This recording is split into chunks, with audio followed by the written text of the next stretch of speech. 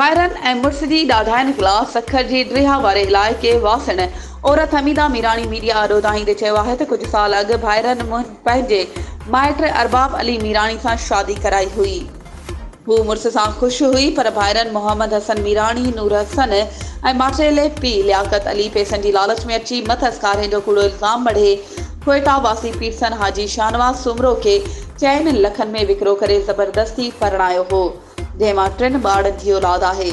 मुतासिर औरत हमीदा मीरानी जो वधीक चवणु हो त पीरसन मुड़िस हाजी शाहनवाज़ सुमरो जूं 4 शादियूं बि थियल आहिनि।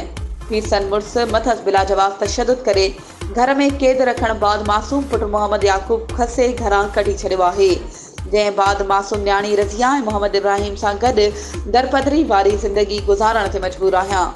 मुड़िस हाजी शाहनवाज़ सुमरो मासूम पुट मोहम्मद याकूब नथो ॾे, नए ॿारनि जो खेसि ख़र्च बि ॾिए थो। हुन इल्ज़ाम हणंदे ॿुधायो त भाइर ऐं माटेलो पीउ लियाकत अली ॿीहर विकिरो करणु चाहिनि था। इनकार करण ते खेसि क़त्ल करण जूं धमकियूं ॾियनि था ऐं कोशिश बि कई आहे, जिन ख़िलाफ़ सखर जे कादरपुर थाणे ते ऐं सेशन कोर्ट में केस दाख़िल करायो आहे। पुलिस जवाबदारनि खे गिरफ़्तार नथी करे हुन DIG सखर, SSP सखर ऐं ॿियनि अख़्तियारनि खे अपील कई आहे त मुड़िस हाजी शाहनवाज़ सुमरो समेत भाइरन ऐं माटेले पीउ ख़िलाफ़ कार्रवाई करे खसियल पुट मोहम्मद याकूब खे ॾियारे इंसाफ़ ऐं तहफ़ुज़ फ़राहम कयो वञे। वधीक ख़बरुनि ऐं अपडेट्स जे लाइ असांजे चैनल खे सब्सक्राइब कयो ऐं हा, बेल आइकन खे प्रेस करणु न विसारिजो त जीअं असांजी हर नई अचण वारी वीडियो तव्हां ताईं पहुची सघे।